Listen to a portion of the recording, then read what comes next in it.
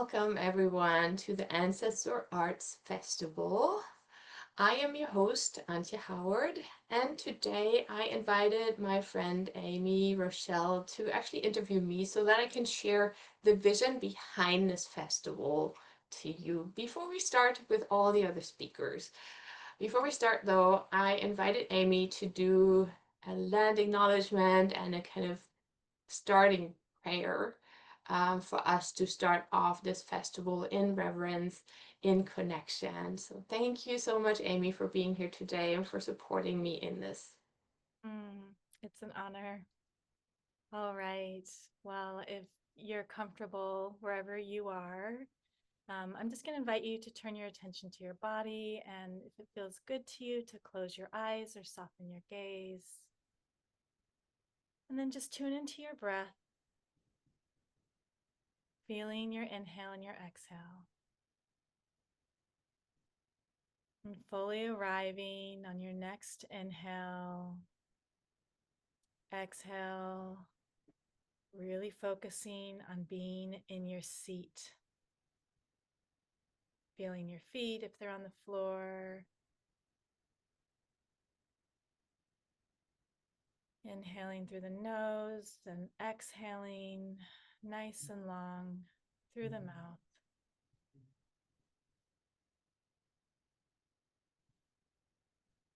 And then taking your breath to your heart center.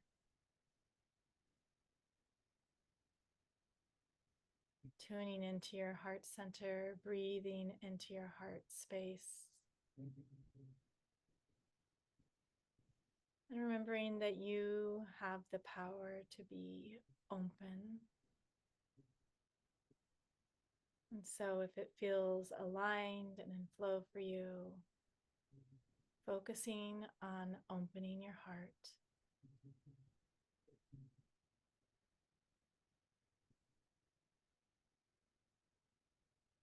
Letting your body be soft and supported.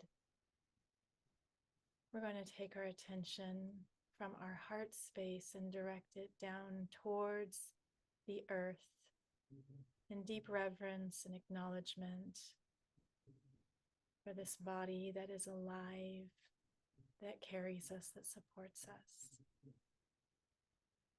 So moving your attention past the floorboard, past the foundation of whatever structure you're in right now, and imagining the earthen floor. And then here we acknowledge that we are on sacred land and land that has been tended by many who came before us. And so we acknowledge those wherever we are, that we're on unceded land. And we acknowledge the history and the stories of all those that have come before. We come in peace and respect and offer a blessing. Just breathing into that. Sending gratitude. Gratitude for all the ways that ancestral medicine and creativity has been protected by many. And then one more deep breath, really sinking your roots in, focusing your attention on Pachamama, on Gaia, on our Earth Mother, and just imagining that you can smoothly and easily connect.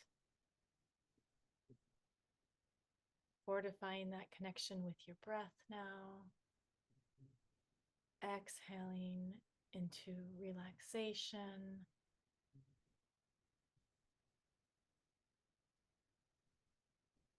Feeling that vibration from this beautiful, alive magnetic field.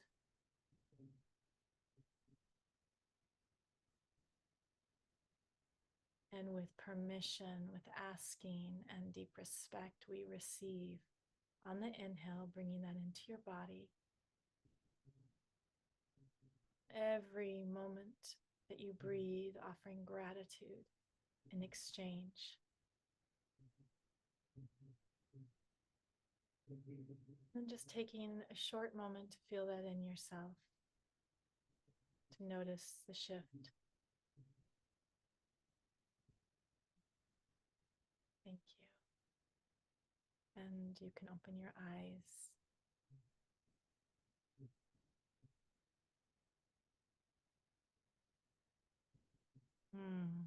Well, I'm so excited to be here with you, Antje. And I want to share your title.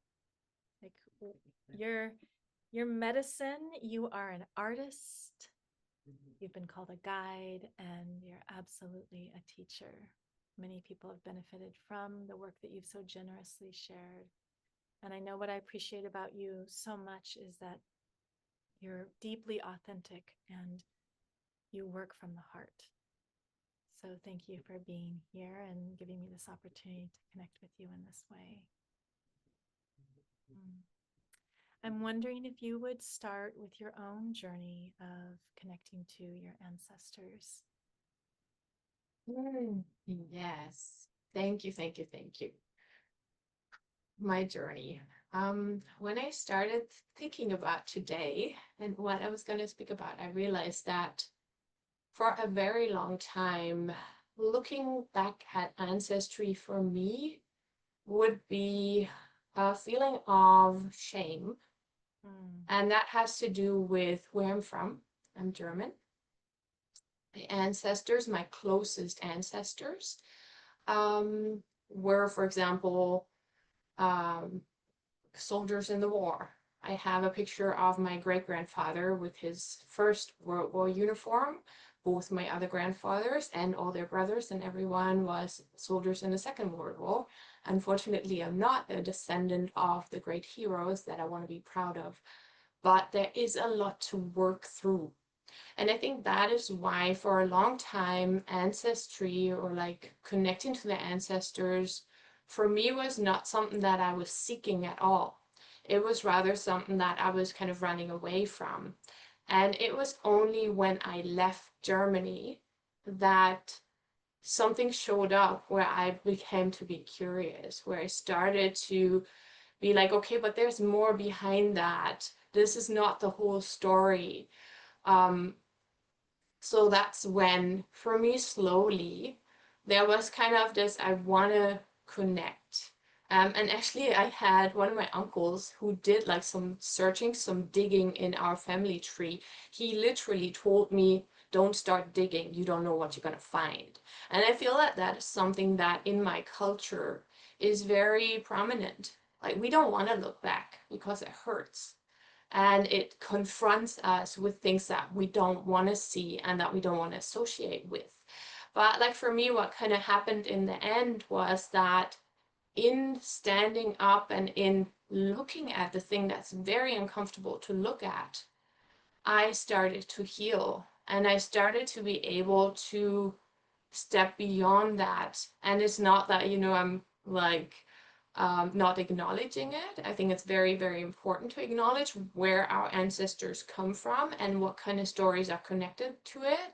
And I think like as a European, even looking longer, looking deeper, there's so many layers of it, so much pain, so much suffering, so much like people hurting each other. And, even I have this thing going on ever since I was a kid. When I was 5 years old, children in the playground asked me if I was Chinese because I always had like Asian look. And I don't know exactly where it came from, but when we look far enough, the Mongolians, they overran entire Europe.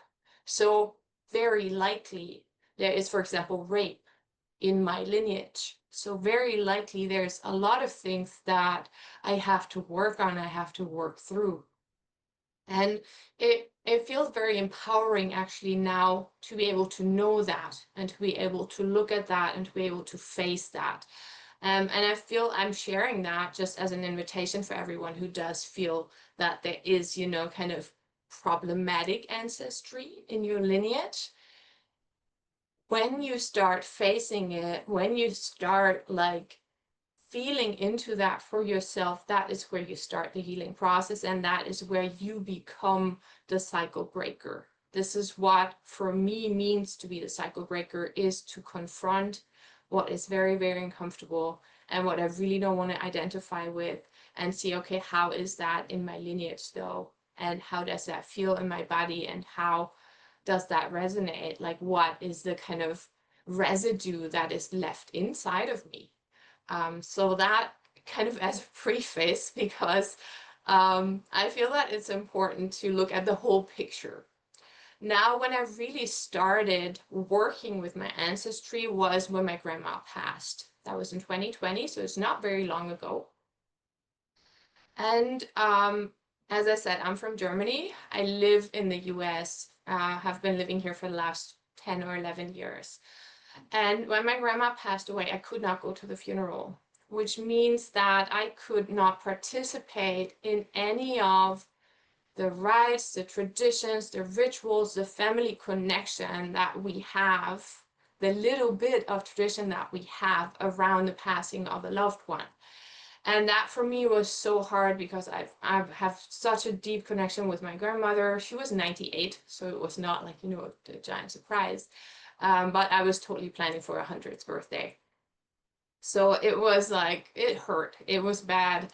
And what I did, and I want to actually share some pictures about that as well, because I feel that it becomes very, yeah, visceral whenever you see what I did. I made art. And I was literally for 4 days, I was sitting on the porch of my house under a big oak tree. And oak for me is one of the one of the things here in the US that connects me with home, because the oak is the German national tree and it's very symbolic for us. And it for me like has this energy that connects me to my home in a way. And as I said, we had a huge tree in front of our house, and I was sitting on the porch with the tree like over me, and I was drawing a portrait of my grandmother that started with a photograph of her, and I layered it for several days. And this later on became one of the processes that I actually shared as an ancestral arts process. Now, I want to share just a little bit more about my journey with the art before I show the pictures. That same year, I studied Neurographica, which is the practice that I mostly use, mostly work with. And one of the things that I learned there, just in a normal class, is what we call the ancestral mandala. And behind me, you see an ancestral mandala. So this was the second mandala that I made. When I made the first one, it was in a 4-hour class and just one of several drawings. And it opened up something inside of me. I remember I didn't sleep for 3 days. I was so activated. I saw my ancestors in my dreams and even in the waking life. There was like so much open. And I'm a very open person. So when I go into a process like that, I'm like, so it was very overwhelming. I was like, what is this? What did I open up there? And I realized for myself that this process needs a container. And this is when I started what I call art ceremony, where I am creating a container. I create an opening. We open the door. We go into the process, and then we close the door afterwards when we're complete. And that is what I kind of found first for myself. And then I started teaching it, and I started developing it into several different processes that I taught over the last 5 years. But yeah, so Wow. that one, yeah, that one is a very, very powerful process that connects us to 7 generations before us. So when I look here, the center circle is me, and then all the circles on the outside are 7 generations. So every single circle in this picture represents an ancestor, and it's just so amazing to see them visually. That is like, for me, I'm a very visual person. And I have visions. Like, visual is just like something that, and I mean, I also hear words and I hear stuff. So I have like this really very profound openness that I found really, really overwhelming for a long time of my life. But I feel that it's very, very profound and helpful to actually see, especially because we're in such a visual society too. You know, our society is very visual and it gets more and more and more. So a way to create new imprints inside of us, for example, can be to visualize it, and their art comes in as this healing practice where I can make something visual and then it vibrates inside of me. It kind of has an imprint on me, and I have a different understanding when I see my 256 or something, I think it is in the picture, ancestors that are just 7 generations. So I could of course go on and draw like hundreds of generations, maybe as a mural one day, who knows. um but yeah, so this is why for me the art plays such an important role. And I want to share the journey with my grandmother, because that was that was the first time where I really felt the art had such a healing effect for me. And yeah, I think the story makes much more sense when you actually see it. So I'm going to share my screen real quick. Okay, you can see it, right? Yeah. So this is the portrait of my grandmother that I started with. And the first stage, in a way, is just to layer it. I made a photocopy of it, and then I layered it with lines and color. And this was after the first day. And in a way, that, like with that, what I felt that I did, and I understood that later, when I looked at it, I was like, I actually drew myself into the picture. I overlaid that picture with my energy. And in that, I reconnected so deeply with my grandmother that I could see her inside of me. I could see how I carry her and how I will carry her on, even when she's gone. No, even now that she's gone, she does live inside of me. And I'm like almost crying as I say it. And then so that was the first day, and I would set the picture up and light a candle and just sit with it. It was a very slow process, and luckily my husband was there and he was literally feeding me and bringing me water, and I was just sitting there and doing my thing. And that was all I did for 4 days. And then I kind of had the feeling I have to continue, and I opened the view. No, you see, I worked on the eyes. I was like, I have to see something else. I have to see beyond that. And what that did for me is that slowly I started seeing her change, and her merging from being my grandmother into this kind of ethereal figure. Like she became like fairy tale figures before, she became like, for me, the I want to say the archetype of the grandmother. The archetypal energy came through, and I could see that in all of that, she was like, her energy was living on. And that really kind of connected me to this whole idea of lineage and of ancestry, where it's like, what is it actually that lives on inside of us? What is it that we get from our lineage? And it is this kind of archetypal energy that can pour through us, that can come out of us in, for example, art ways. Art is a way to bring that out for me. And then she started disappearing. At some point, especially working on the face, I started to have this kind of sensation of she is slowly dissolving. And that was a really, really slow and a little bit painful process too, because of course, it's like this, I want to hold on, but I know that I have to let go. And that is really the picture showed me all of this. The picture told me the story as I was working on it. And then the next day, there was an ocean of souls. There was all these little circles appearing, and I saw and I realized that she is going home. She is going to meet all the people that she has lost in her life.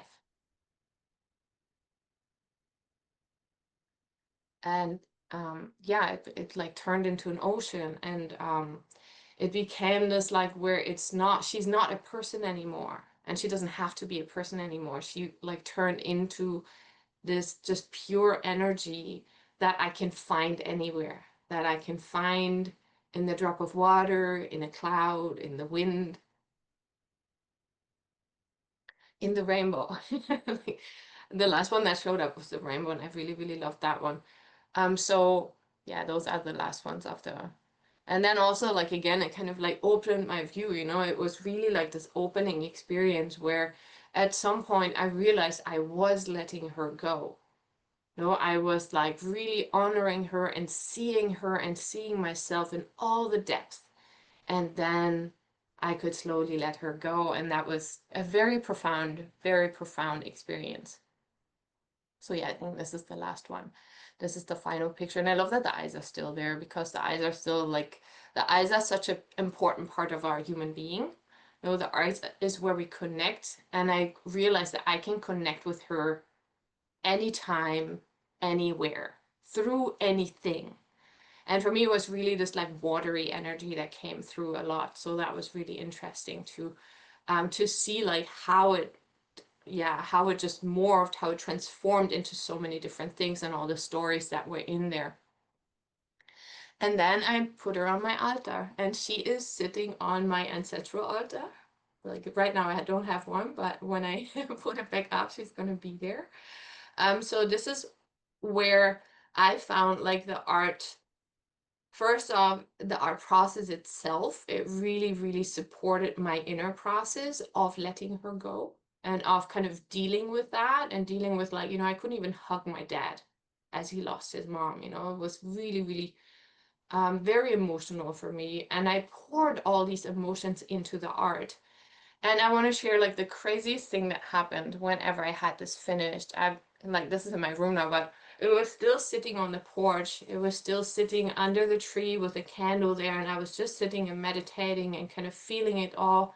And I kid you not, a stag came out of the forest. We had like a forest right in front. Like I was looking at the forest, and just 20 meters away, a stag came out of the forest, nodded his head, and went back in. I am not joking. And I was like, wow, okay. So this is like for real, you know? This is, yeah, there was like this energy of, I knew that she was on the right path, you know, that she was like on her way to back into the land of the ancestors. Like this is kind of how it showed up for me. It was like she's on her path back home.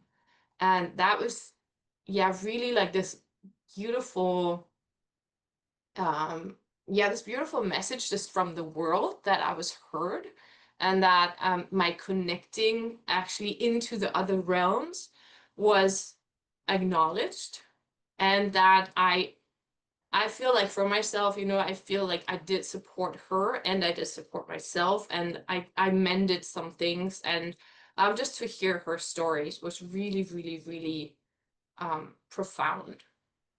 So yeah, Mm. that was my beginning into the ancestral arts. And when I did that, I'm gonna stop the share. When I did all of this process, and the Ancestral Arts Festival showed up immediately. I had this name in my head. And as I said, this was 5 years ago. So I have carried this with me for 5 years. And I have went into ancestral arts processes every autumn. Like autumn is kind of like the time for me, and it aligned with all of that.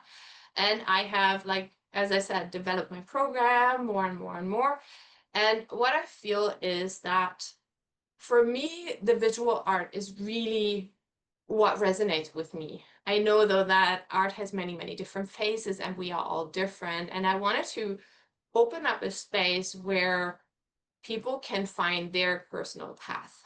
Whereas, like, if you're into music, for example, you can see how to move in that direction. Or, you know, if you feel like for you, nature is the way to connect, then, you know, there's a starting point there.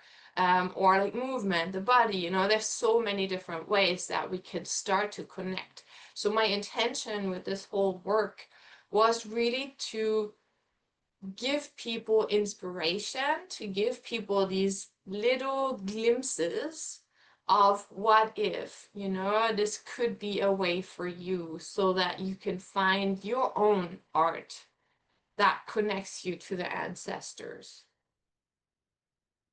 Wow. Antje.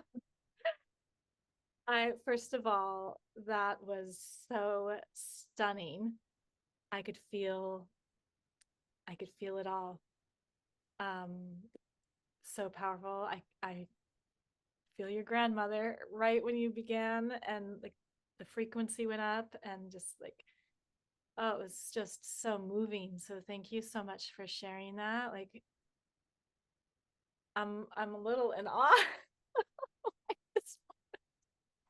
And of course, I'm not surprised because of being able to sit with you in such intimate spaces.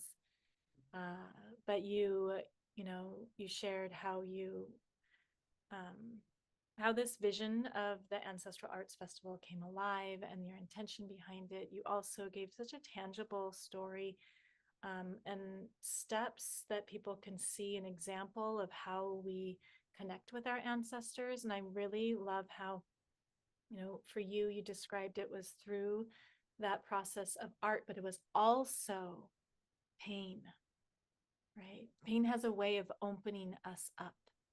And sometimes it doesn't have to be pain, it can be curiosity and beauty. But we are most likely to experience a lot of the things that we need and the things that are available to us is when we're kind of broken open. And so you gave such a beautiful example of that. And when we're in those places, it's like there's a necessity. It's like there's a this raw aspect of our experience that like creates like, I really need this.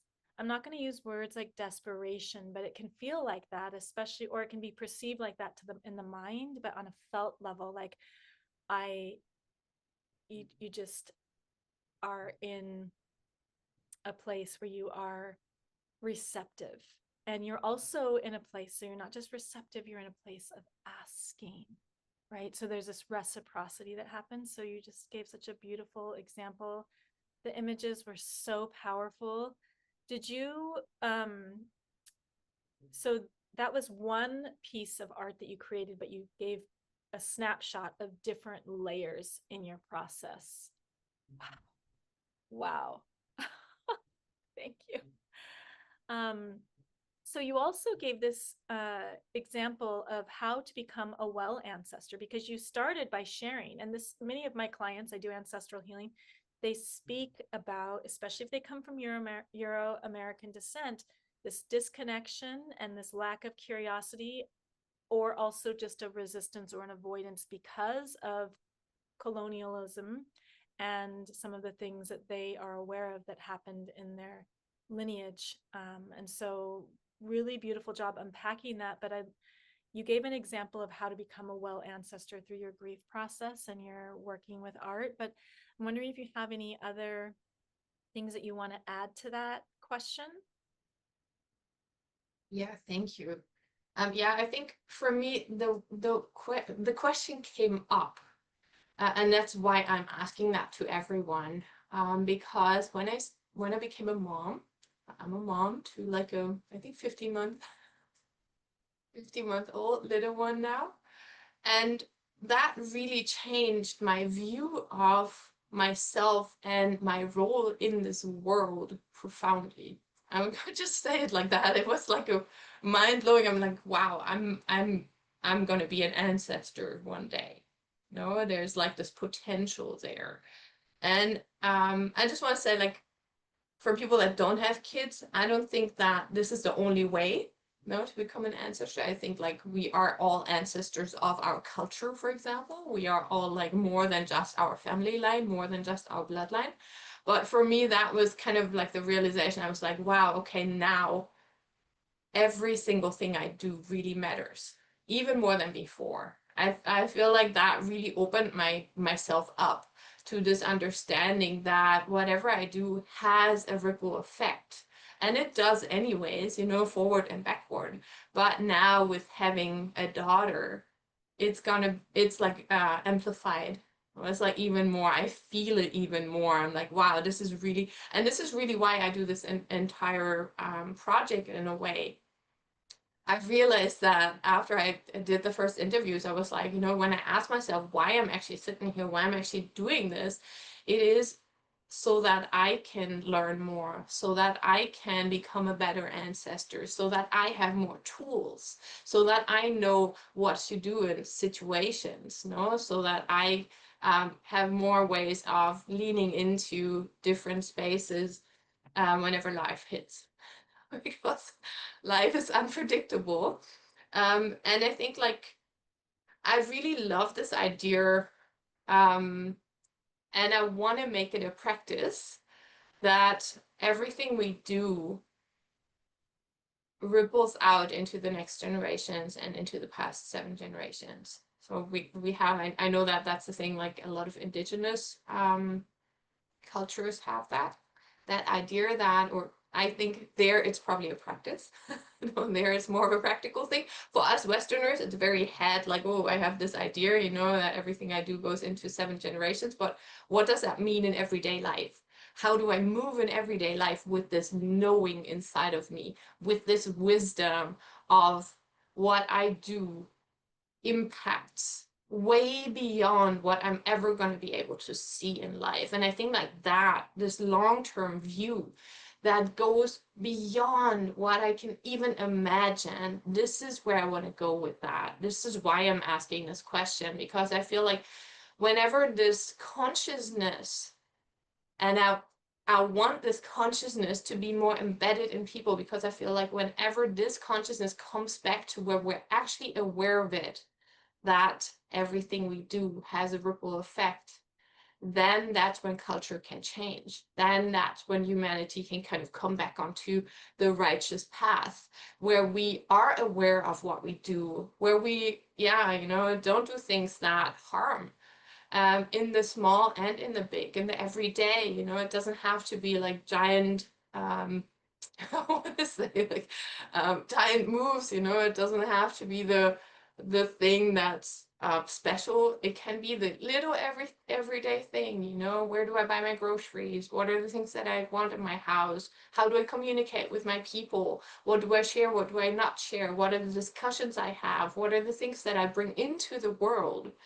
And yeah, for me, this is like where I want to settle into this consciousness, to where I know it, and where my body awareness holds this consciousness of everything I do, every decision I make, every person I touch in the world is going to go in a ripple effect into this like unknown future, that I want this to be a beautiful future. Oh, it's kind of like this, planting a tree even though you might never eat the fruits. So that is kind of like my feeling and my idea of asking the question of what makes me a well ancestor. How can I do this? Wow. What a beautiful vision of growing an embodied consciousness, right? That doesn't just live in the head, but that is integrated through your own shadow work, through your own intentionality. Um, and it is, everyone, I want to name that everyone starts somewhere, right? Like we're not all just suddenly Gandhi or Buddha. We start where we are and we pay attention, and then we tune in and we take self-responsibility. And self-responsibility is really a pathway to freedom. And then you're talking about the butterfly effect, right? That ripple effect, and that it's not in it, in there's this idea in ancestral healing that it's forward and backwards, but in the work that I do, and also I see it behind you, it's really multidimensional, right? It's like, and you're speaking about where the micro meets the macro, where everything is a mirror of each other. And just really, really beautiful intention. And I really appreciate your humility, your curiosity, your openness, because that is how we present ourselves in kind of this, in the Andean culture, we talk about Aini, right? Coming in right relationship, asking permission, in humility and reverence for what is and what has been, and also with the vision of what will be, and that we are here in the present moment, like anchoring in, being an anchor, just like at the center of your neurographica art behind you. So, I'd like to talk a little bit now and ask you questions about how to honor ancestral traditions. Those people that have been the keepers of these traditions, maybe speaking a little bit about appropriation as you experience it. Nice. Oh, yeah. It comes right after you mentioned the Peruvian Aini. That's like so aligned because I spent 9 months in Peru in 2010, it's 15 years ago. And that was a profound experience for me. I have been traveling a lot in my life, and I have met many, many different cultures. And I think like I definitely had the culture shock every time that I came back. Every time that I returned to Germany, I was like, what is wrong here? What is happening here? Like, why is this so different? Why are people like, I almost want to say internally dead? Oh, why, where's the spirit in a way? So whenever I learned from traditions, things like the Aini, for example, I spent a long time in very remote areas in the Peruvian mountains. I was doing a research project there. I wasn't working. um, and like what really strikes me and what really kind of I have this question inside myself, why are these people marginalized? Why are these the people that are on the edges of our global society? Why are they not the center? Because for me, from my understanding, the people that have kept the traditions, the wisdom, that I mean, they have kept it for ages, no? Many, many, like for example, the Maya or the Incan traditions, they have kept this knowledge for hundreds, probably thousands of years. How can we not revere them? How can we not see that that is like just such a profound act? No, this is like they know how to be good, well ancestors. No, they are doing this thing um, that is for everyone in a way. And yeah, that is like for me this really big kind of really question that I have inside myself where I feel like how can we bring them into the center so that they are protected, they are held, and then when they feel safe enough, because that is the prerequisite, they can share their knowledge. I feel that that is something that is very important in this conversation, where I feel like we all want to know the things, we're all curious, we're all traveling, like so many Europeans or Americans are traveling to the Amazon or, to Asia and all of this, and we're like interested in the cultures. And even if we're not overstepping boundaries, which a lot of people are overstepping boundaries, a lot of people are blatantly taking without giving anything back, there's no reciprocity. But even if we come with this curiosity and with humility, there's still this extreme imbalance. There's still this like really, yeah, an imbalance that is just engraved in our global society. And I feel that, this is like just such a big topic that, of course, as a single person, you're like, well, what can I do about this? But then I feel that this is something that we need to talk about. We need to talk about appropriation. We need to talk about how to actually give back. What is it that we can give back? And it's also includes for me monetary giving back, material giving back. And this is what I mean by, I want these people that we want their knowledge, we want their wisdom, we want them to help us reconnect. Because, like, a lot of people, Europeans or Americans, I'm going to say, Westerners, we feel the disconnect. We want to connect. We have this longing for something. And we see, like, oh, I think they have it. But then, how can I get to it? It's like this really, really egotistical view, for me, I want to turn it around to where I can ask, how can I create a world? And this is, maybe ripple effect like in 100 years. But still, I want to work towards that. How can I create a world where the wisdom keepers are safe and held so that they have all their needs met and they can share from abundance? They don't have to share because they are poor and marginalized and they get a little bit of something if they, have people, I don't know, go for the ayahuasca retreat or something, where they get a little something, but they're still marginalized. They're still on the edge there. They're still not thriving. So this is kind of like my intention with that. And again, I'm asking the questions. I don't have the big answers, but I feel that it's important to ask the questions, because every time we ask, we have the chance to open up and receive a little bit more. And maybe somebody, has a little idea and then someone comes with something else. And yeah, that's the intention behind that. And I really think the practice of the action, the inspired action of giving back, like by doing a land acknowledgement, knowing like the indigenous names of the place and the people that where you reside, like touching the tree, and also finding ways that you can give back monetarily. Those actions actually cultivate an embodied sense of that reciprocity where you start to discover what it means. So it's not just about waiting until something really resonates with you. That's an important, following your inner guidance is important, but I've been working with the Aini Despacho for almost a year now, and just the act of engaging it is I'm starting to receive more and more wisdom by the action without getting anything back.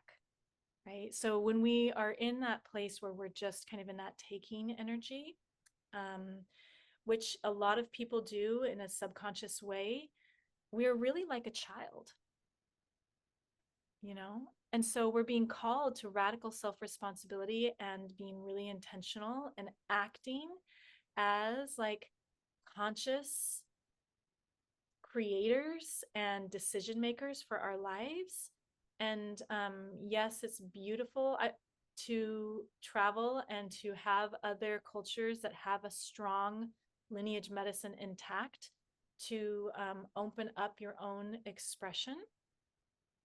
And I will say this too, that many, I don't know all, but many people of indigenous cultures are willing to share because it's the time.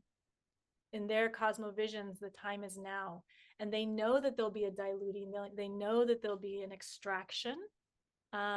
It's part of it, but their prayers and intentions are aligned with something much greater and more ancient.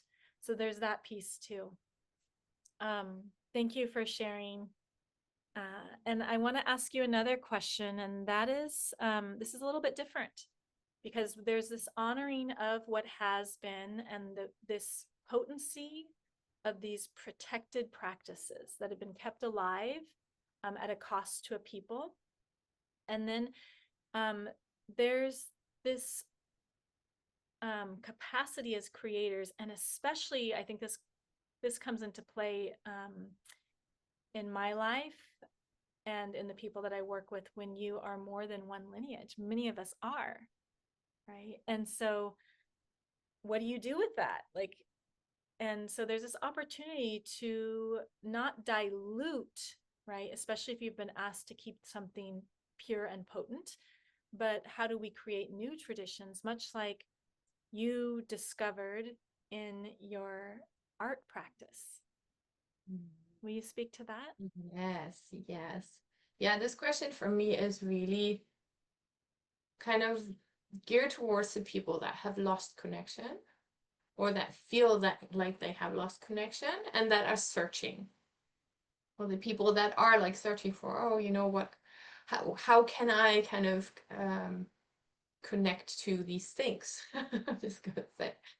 And I love that you mentioned, the acknowledging and the kind of starting this process really opens you up. And once you open, there is a knowledge inside each one of us. This is something that I truly believe in and I have experienced in myself. And this is where I feel we can birth. And really, I see it like this birthing process, new traditions that come from us, of course, touching things that were there, but they can also be completely new, like the art, for example. This is something that is something completely new that other generations didn't have the art materials. I mean, maybe they did it in other ways. No, it's totally possible. But this is something where I feel like that just came from me. And I was wondering, like, how can we um, help people find this in themselves? And this is for me kind of like the idea also of no matter where you're from, no matter where your ancestry is from, you have medicine inside of your lineage. And you can be the one, there is a potential there to bring this medicine out and to share it with the world. And you don't have to be part of an unbroken lineage. It's really about kind of remembering your humanness and connecting back to the earth. I feel like that is one of the most important parts, and I had several speakers also talk about that the earth nature can awaken something inside of us that brings out this creative spark that creates something new. And another part of this for me is really, how can we consciously create traditions that we want to bring forward. And this, of course, like again, intertwines with the idea of becoming a well ancestor. If I can create a tradition, even if it's just in my family, where every year we do this certain thing and, maybe we'll go outside and maybe we make a fire or, like whatever it is. And there's an intention there and there is an understanding and yeah, and understanding that is passed on, and understanding that grows, and understanding that can kind of go on in my lineage, even when I'm gone. Maybe then people still do like once a year in October, November, maybe they're still going to do like an ancestral art drawing.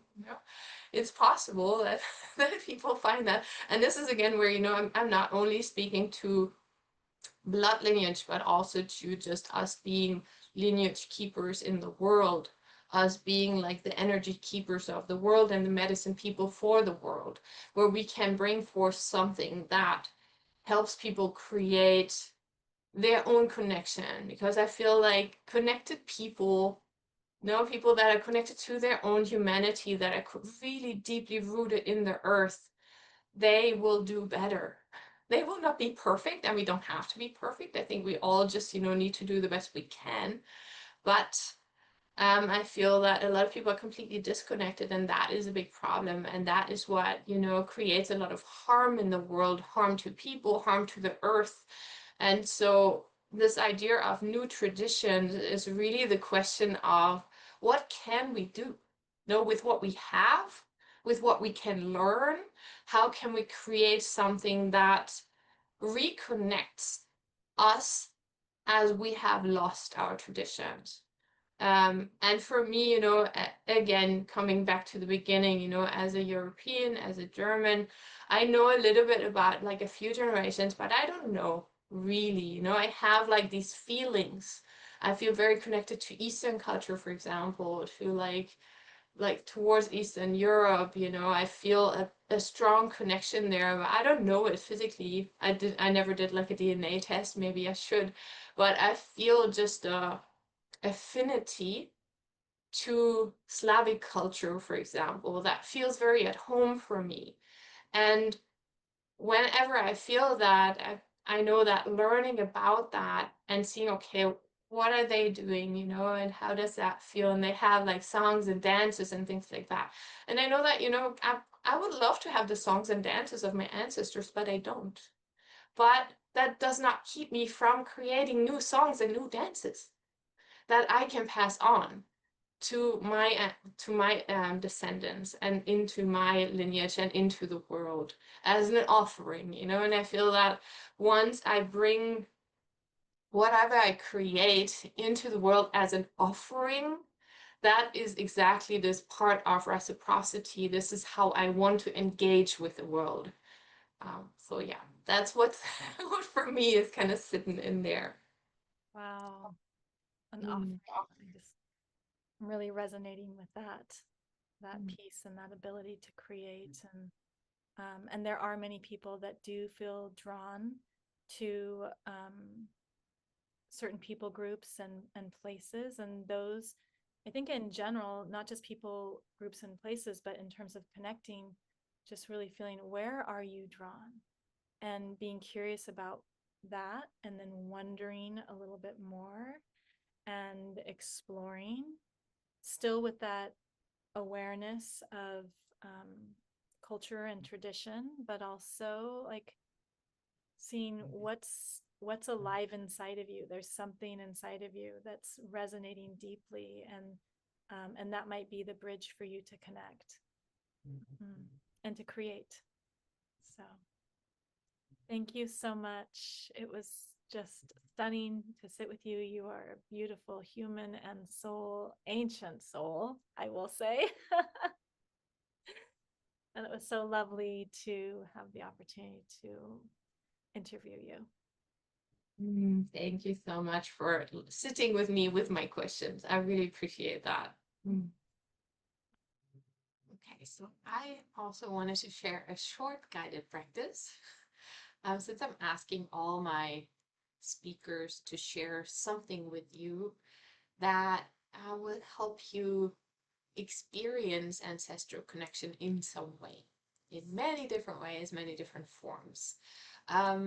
We don't really have the time to do an actual art piece.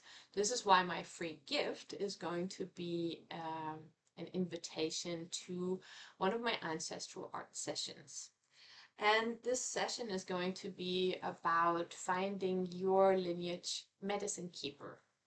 As I said in the interview, I believe that in any lineage, wherever you're from, you know, whatever your people, there is a medicine, and there were medicine keepers. And my idea, or what I kind of have been working on in my life, is to reconnect to that medicine. And I think like some of it just randomly happened, like it sometimes does. And what I'm sharing today and what we're going to go deeper into in the art session is something that actually showed up in a private session that I had with Amy. That's one of the reasons why I invited her to interview me. So I had a session with her where we just intuitively went into the space of ancestry. And what I found was what I call, or like she presented herself as, the first weaver. And that, you know, might not be what shows up in your lineage or in your journey, but I invite you to just kind of be open and see who shows themselves, who you can reconnect with. So this also grows out of a space where I know in my heart that in my lineage there have been harsh breaks, harsh cuts, where wisdom could not be passed on to the next generation. And this is a way for me to kind of reconnect, to mend this broken part. And I want to dedicate this practice specifically to people with European ancestry in some way. You know, a lot of us have like a part of European ancestry, and that is because that is my journey. And what I saw in the session was a big gap that was like a canyon. It was a big dark canyon that was just in the earth. And it showed me that there is this piece where our lineages, our ancestral wisdom was broken in a way that one person cannot mend. And that's what I experienced when I went into this place the first time. I was like, wow, this is just too big. Like I can, help some of the spirits that are kind of trapped there. And there was like this big black canyon that I had to cross. And then there were some lights coming up, and I realized this is like going in all directions. It was giant. And I, as a single person, could not close the gap. So what I invite us to do, as many, as a community, if you want to join into that, is supporting each other and closing that gap. And I want to invite you to just, be open to whatever comes up for you in this process. So there is no right or wrong way. There's a way this has to look. But I just wanted to preface with like this part of the story. And that's where today's practice and as well the deepening with our process is gonna come from. Okay, so I invite us to sit comfortably with the feet on the ground. If it feels good, you can close your eyes or soften your gaze. And I invite you to just focus on your breathing for a moment, coming into your body, softening your breath. If it feels good, you can allow your shoulders to relax, allowing your breath to go deeper into your belly.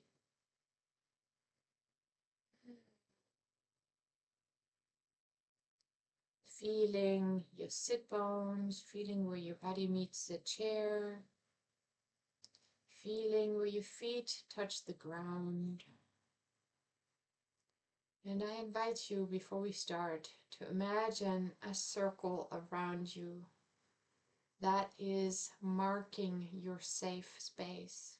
This can be a circle of light, maybe it has a color, maybe it is a circle of plants or rocks or whatever it is for you. Having a protective circle around you that signals that external energies are not allowed here. External energies have to stay outside. And just feeling into that and feeling safety in your body. Telling yourself like, this is my safe space. I take this space.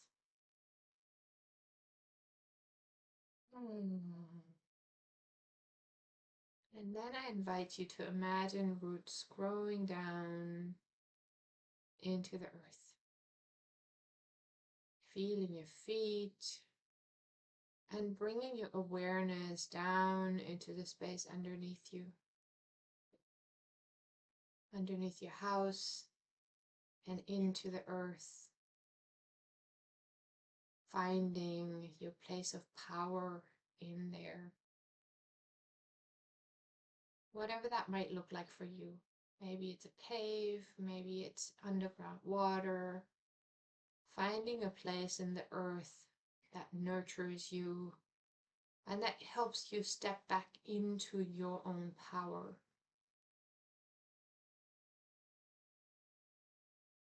And bringing your roots there.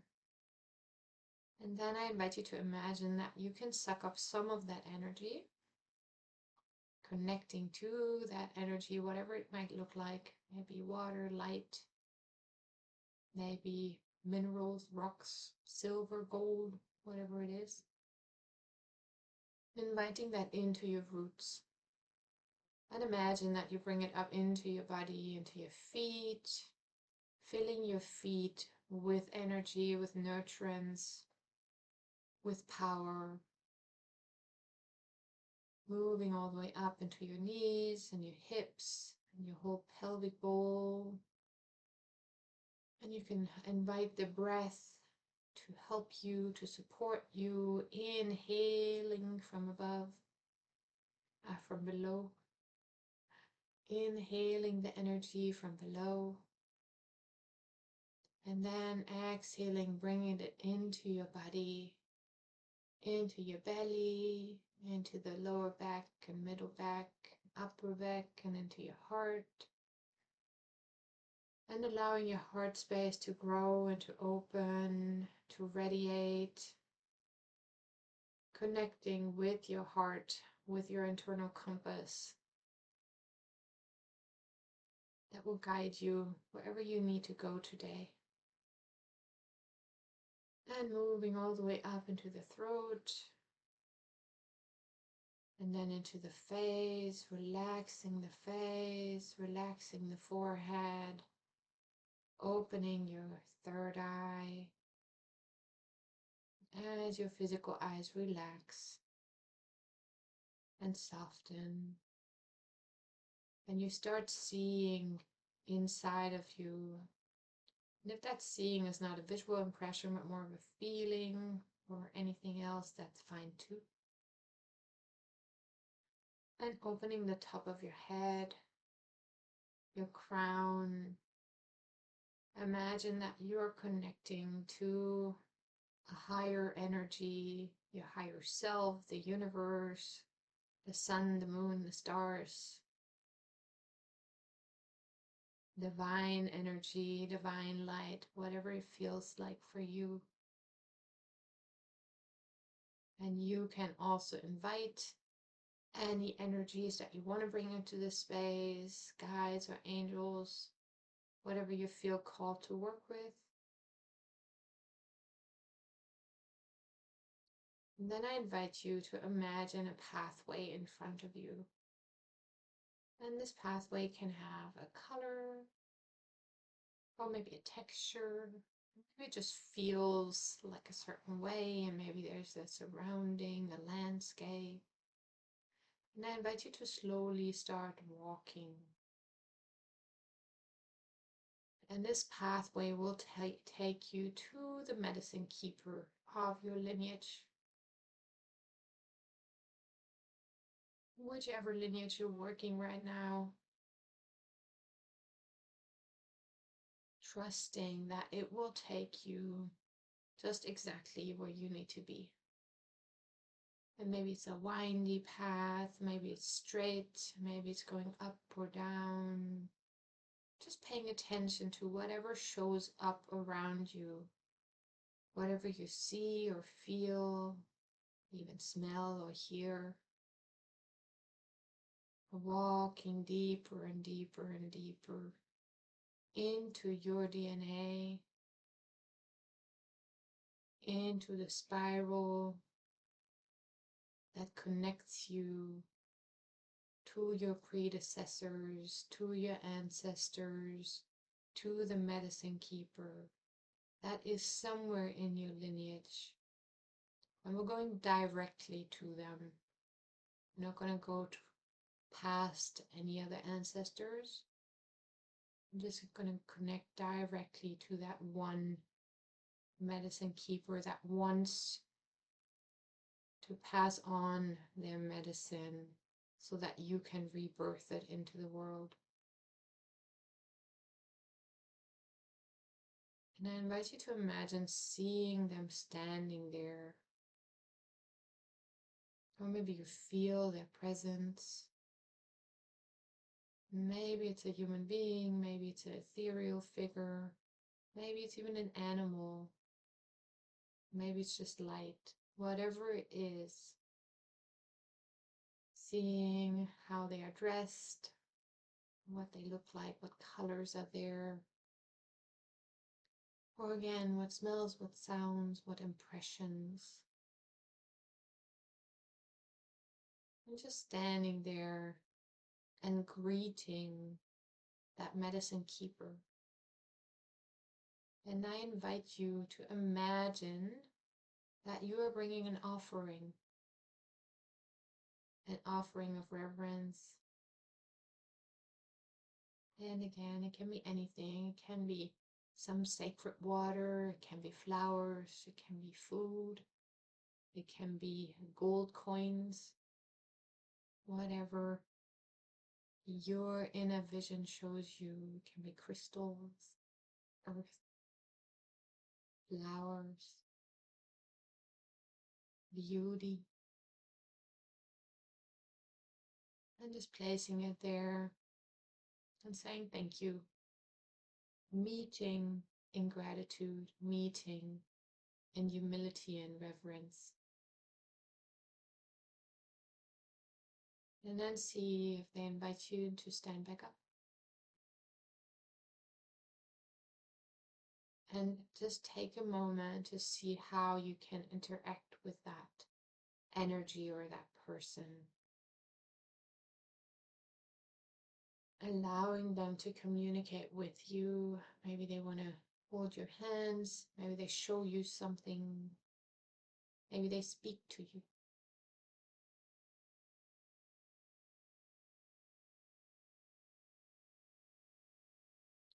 Being there, breathing, and allowing it to vibrate in your body, in your field.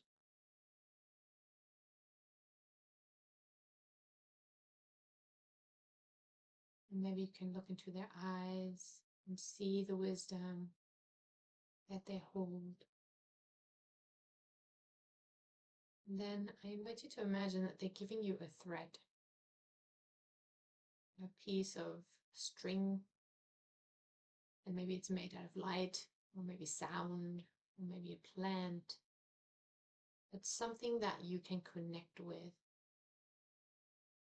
And if you feel like your lineage was broken at some point, I invite you to reconnect the thread, mending it, tying it back together to your personal thread, so that you can continue that lineage, so that you can carry forth that legacy, that medicine, and bring it back into the world.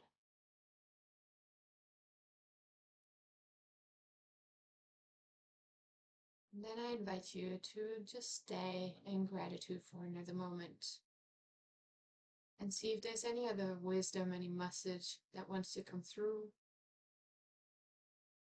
Maybe even a gift. Maybe you want to receive a gift from them. Opening your hands and just seeing whatever comes.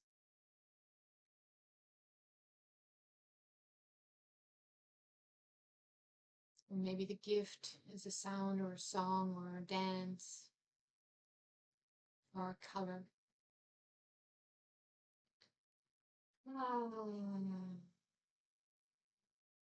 And just saying thank you. And you know that you can reconnect at any time now that your connection is mended, that you are reconnected. And I invite you to keep the string or whatever it is, or whatever else it is with you, and walk the path again. Walking the path back to yourself. And if at some point you see the cut, you see the place in the earth where the connection was broken, and I invite you to be there for a moment with your energy and give energy to the wound that we all carry. Give energy to the wound that is inside of you.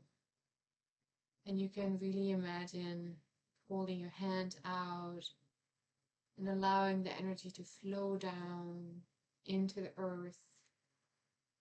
Anybody who practices Reiki or other medicines, other energy medicines, you can imagine pouring that energy into the crack in the earth, into the crack in our lineages, into the wounding that we all received at some point. Mending, healing, closing, allowing any trapped energies to leave.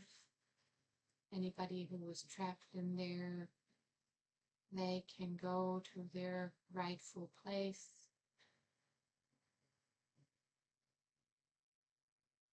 And just breathing with that for a moment and feeling the healing that is happening,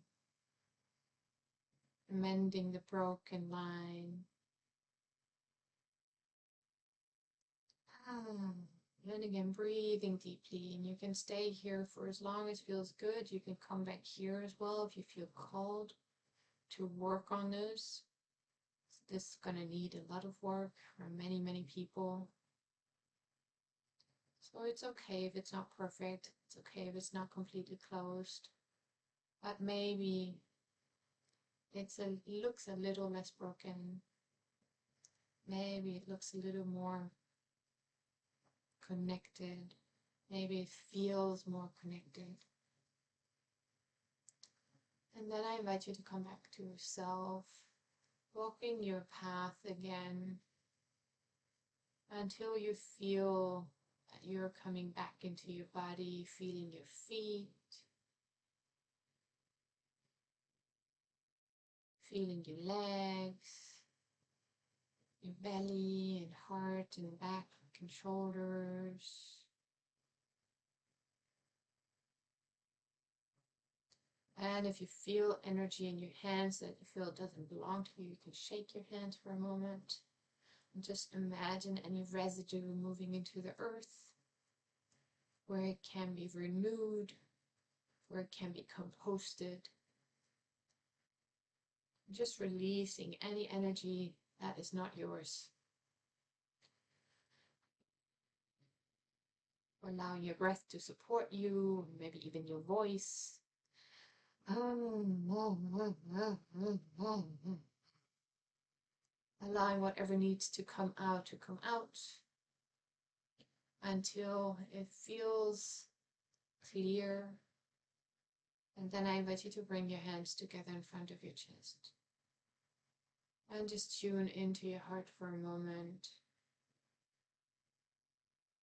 Feeling the thread, the connection to your medicine keeper. Maybe you carry that gift that you received. Maybe that color, maybe that image in your heart. Remembering that you are here for a reason. You are here to bring something unique to the world. Something that only you can bring forth. And you are the medicine carrier.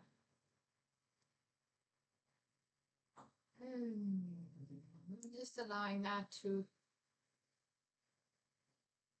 reverberate in your body, to move into every cell.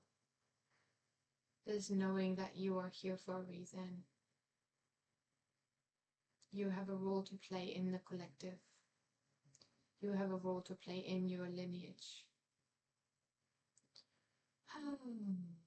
And then let's rub the hands together. Bringing warmth, energy flow, blood flow, coming back into our bodies completely. And rubbing even more. And I invite you to reimagine the circle around you to make sure that you are still in your safe place. You are settled, you are grounded. And then whenever it feels good, you can place your hands over your eyes for a moment.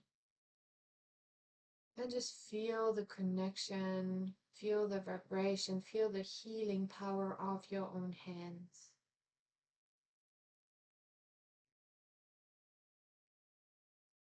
And feeling the connection to your third eye, to your inner vision, to your heart. May every action, everything that you bring into the world grow out of your inner vision, the vision for this new, beautiful earth, this new, beautiful way that we are creating. And may all this energy move into your hands and lead you into the good actions, lead you into right relationships, lead you into reciprocity, lead you into acting from your heart, so that whatever you do in this lifetime will be for the highest good of not only yourself and your descendants, but many generations into the past, into the future, and into the past. For the best of all, for the best of the planet as a whole.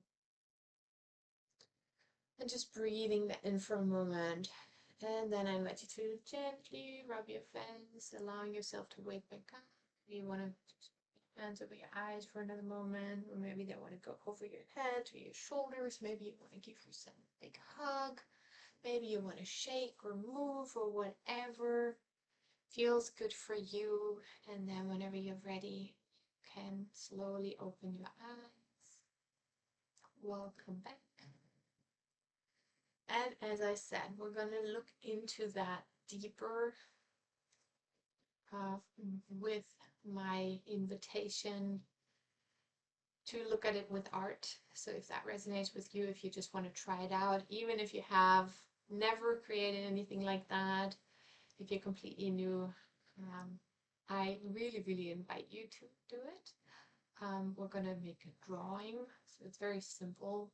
You need a pen and a paper, and if you have colored pencils or something like this, any coloring materials, I will guide you step by step through a process that will hopefully help you connect even deeper to the medicine that you carry and that you are invited to bring into the world. And if you feel that, you're not sure about it, and I invite you even more, because when you see it, when you see that there is something that, in my experience, can really, really, really help us believe and trust that even the craziest ideas, when they come forth, it's something that we can do.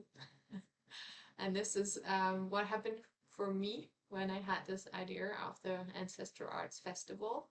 And I trusted it, and I went through all the different motions and all the different stages with it. And I am more than happy to bring this into this life, into this world. So I hope that all of this, all of the interviews, all of the practices are going to support you, and that you find whatever resonates for you, whatever you feel called to. So I'm looking forward to seeing you soon in all the next interviews.